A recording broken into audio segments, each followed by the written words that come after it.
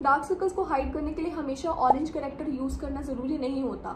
आज dark circles को hide करेंगे बिना ऑरेंज करेक्टर के। आपके इतने काले डार्क सर्कल्स है ना, आप तभी ऑरेंज करेक्टर लगा, अदरवाइज आप उसे उसके बिना भी करेक्ट कर सकते हो। आज आप बिना ब्यूटी ब्लेंडर के फाउंडेशन लगाने से पहले हमें करनी होती है फेस पर कलर करेक्शन। कलर करेक्शन का मतलब होता है फेस पर जो भी डार्क सर्कल्स है, पिगमेंटेशन है, एक्ने मार्क को हाइड करना। कलर करेक्शन किए बिना अगर आप फेस पे फाउंडेशन लगा लेते हो तो आपका फेस ग्रे हो जाता है, फिर आपको लगता है कि फाउंडेशन लगाने से मुंह काला लगता है। मेकअप स्टार्ट करने से पहले करते हैं CTM। CTM means cleansing, toning and moisturising. Cleansing करने के दो तरीके हैं, या तो आप अपना फेस वॉश कर लो या फिर आप एक वेट वाइप यूज कर लो। मुझे फेस वॉश किए काफी देर हो गई है तो मैं यूज करूंगी वेट वाइप। मैं यूज कर रही हूँ स्विस ब्यूटी की वेट वाइप्स। आप क्लाइंट का मेकअप कर रहे हो तो उस पर आपको वेट वाइप यूज करनी है। वैसे तो क्लाइंट फेस वॉश करके ही बैठा होगा, लेकिन उस पर फिर भी आपको वेट वाइप यूज करनी है।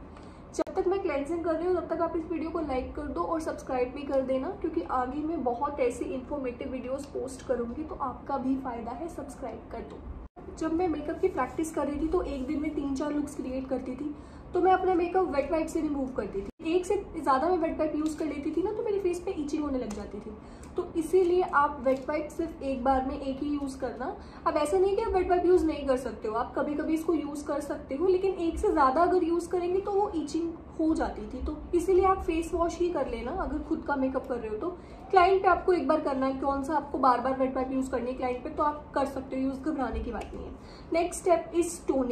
आप जो डेली टोनर यूज करते हो अपनी स्किन केयर में, आप वो भी लगा सकते हो, नहीं तो आप एक मेकअप मिस्ट लगा सकते हो, आप रोज वाटर लगा सकते हो। मैं यूज करूंगी rose water as a toner, जो मैं डेली यूज करती हूँ। टोनर को इतना दूर रखो। अगर आपने अपना CTM प्रॉपरली नहीं किया है ना तो भी आपका बेस खराब होगा, तो CTM आपको प्रॉपरली करना है। CTM plays a very important role in makeup. Makeup में 60% आपका स्किन केयर होता है और 40% आपका मेकअप होता है, तो स्किन केयर आपको बहुत अच्छे से करना है, स्किन प्रेप बहुत अच्छे से करना है। टोनर पूरी तरह से ड्राई हो जाए, स्किन में एब्जॉर्ब हो जाए, उसके बाद हम लगाएंगे मॉइस्चराइजर। मेरी कॉम्बिनेशन स्किन है। कॉम्बिनेशन स्किन कैसी होती है, थोड़ी सी ऑयली थोड़ी सी ड्राई, लेकिन मेरी ज्यादा ऑयली और कम ड्राई है तो मैं एक ऑयली स्किन वाला मॉइस्चराइजर यूज करती हूँ। मॉइस्चराइजर आपको बहुत ज्यादा क्वांटिटी में नहीं लगाना है। इन सभी स्टेप्स में कम से कम मैं 20 सेकंड का गैप रख रही हूँ।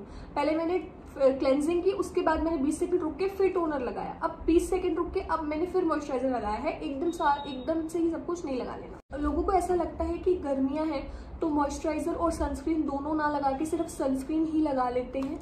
मॉइस्चराइजर स्किन को नरिश करता है, हाइड्रेट करता है, और सनस्क्रीन आपकी स्किन को UV रेस से प्रोटेक्ट करती है। पता है कुछ लोग सनस्क्रीन इस वजह से भी अवॉइड करते हैं क्योंकि वो स्किन पे वाइट स्कार्स देती है, उनको पसीना आता है सनस्क्रीन लगा के। अगर आपके साथ भी ऐसा हो रहा है ना तो आपकी सनस्क्रीन गलत है, तो आप सनस्क्रीन को ना चेंज। अब नेक्स्ट स्टेप होगा प्राइमर। प्राइमर हम क्यों अप्लाई करते हैं, हमारे फेस पे जो पोर्स होते हैं, टेक्सचर होता है, प्राइमर उसको स्मूथ करता है। फाउंडेशन या कंसीलर लगाए तो वो एकदम स्किन पे स्मूथली ब्लेंड हो जाए। अब कुछ लोगों को ऐसा लगता है कि हमारे तो ओपन पोर्स नहीं है, हमारी स्किन पे टेक्सचर नहीं है, तो क्या हम प्राइमर ना लगाएं? नहीं, आपको फिर भी प्राइमर लगाना। अब क्योंकि अब गर्मियां हैं और स्वेटिंग ज़्यादा होती है तो आपको यूज़ करना है mattifying primer. Mattifying primer oil control करने में, स्वेट कंट्रोल करने में हेल्प करता है। अफोर्डेबल रेंज में आप ले सकते हो इनसाइट का प्राइमर। ये प्राइमर मैंने बहुत यूज़ किया है और अच्छा है। आपका बजट थोड़ा ज़्यादा है तो आप ले सकते हो बेनिफिट का प्राइमर। ये एक मैजिकल प्राइमर है, इसको आपने स्किन पे लगाया और आपके पोर्स इंस्टेंटली ब्लर हो जाते हैं। महंगा है बट वर्थ इट है। इतना छोटा सा प्राइमर 1500 रुपये का लिया था मैंने। प्राइमर आपको पूरे फेस पे अप्लाई करना है। डार्क सर्कल्स हाइड करने के लिए आपको सिर्फ 2 कंसीलर्स चाहिए। एक कंसीलर जो आपकी स्किन का एग्जैक्ट शेड हो और एक कंसीलर आपकी स्किन के शेड से 2 शेड डार्क करो। अपने डार्क सर्कल्स को हाइड करने के लिए यूज करूंगी स्विस ब्यूटी के कंसीलर्स आपके बजट में भी हैं।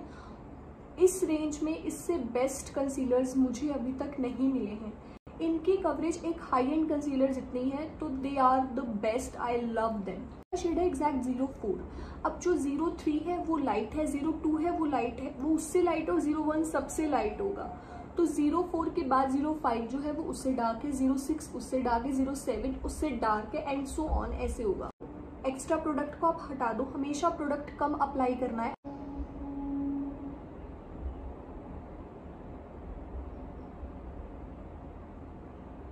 को लगाने के जस्ट बाद ही ब्लेंड नहीं करना है, आपको 1 मिनट के लिए रुक। ब्लेंड करने के लिए मैं अपनी फिंगर्स यूज करूंगी। यस, मैं बिना ब्यूटी ब्लेंडर के ब्लेंडिंग करने वाली हूँ। आज आप बिना ब्यूटी ब्लेंडर के डार्क सर्कल्स को हाइड करना सीखेंगे।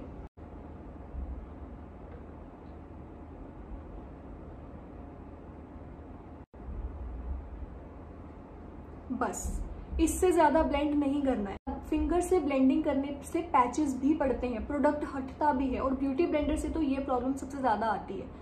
अगर आपने ज्यादा ब्लेंडिंग कर दी तो प्रोडक्ट वहां से हट गया। ये मैंने क्या किया, प्रोडक्ट अप्लाई किया एंड जस्ट बस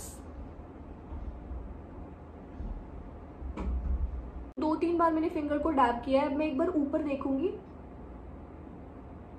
दैट्स इट।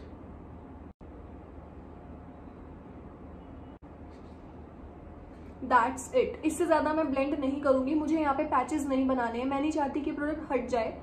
तो बस अब आप एक चीज का ध्यान रखना कि आप ज्यादा नीचे ऊपर ना देखो, क्योंकि उससे क्रीज लाइंस पड़ती हैं। अब मैं यूज करूंगी ऐसा कंसीलर जो मेरी स्किन से सेम शेड का है। इस कंसीलर को डायरेक्ट ऐसे लगाऊंगी अपनी अंडर आई पे, तो जो कंसीलर मैंने यहाँ लगा रखा है वो इस बॉन्ड पे आ जाएगा। तो इसीलिए मैं क्या करूंगी, मैं थोड़ा सा प्रोडक्ट लूंगी और उसे अपने हैंड पे लगाऊंगी। जहाँ जहाँ मैंने करेक्शन की है, जहाँ जहाँ मैंने कंसीलर लगाया है, वहां पे लगाऊंगी।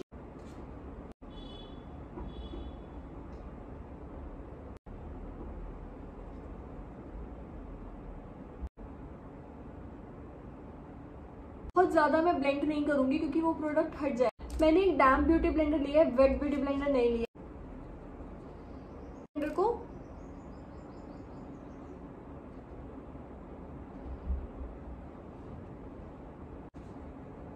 जहाँ पे कंसीलर एक्स्ट्रा है उसको स्किन में मिक्स करने के लिए। अब ये मेरा सेम शेड कंसीलर है तो मेरी स्किन में ब्लेंड हो गया है।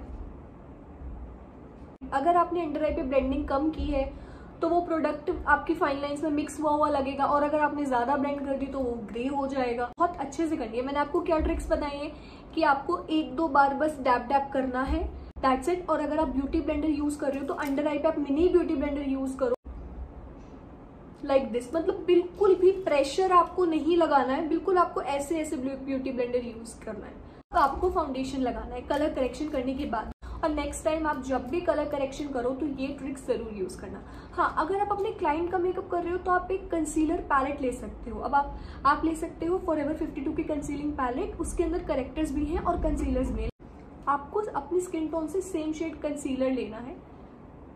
जैसे ये कंसीलर है, और आपको कंसीलर फेस पे लगा के चेक करना है, ब्रेस्ट पे नहीं।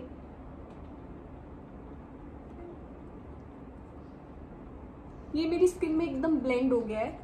इसको लगाने के बाद कुछ एक्स्ट्रा वाइट नहीं लग रही हूँ मैं, या काली भी नहीं लग रही हूँ, येलो भी नहीं लग रही हूँ। तो ये मेरा एग्जैक्ट शेड ऑफ कंसीलर है। अब मुझे इससे कलर करेक्शन करनी है अपने फेस पे, तो मैं 2 शेड डार्कर कंसीलर ले लूंगी। जैसे 4 पे हूँ मैं तो मैं ले लूंगी 06। आई होप आपको वीडियो इन्फॉर्मेटिव लगी होगी। ऐसी ही और इन्फॉर्मेटिव वीडियोस के लिए चैनल को सब्सक्राइब कर दो और वीडियो को लाइक भी कर दो।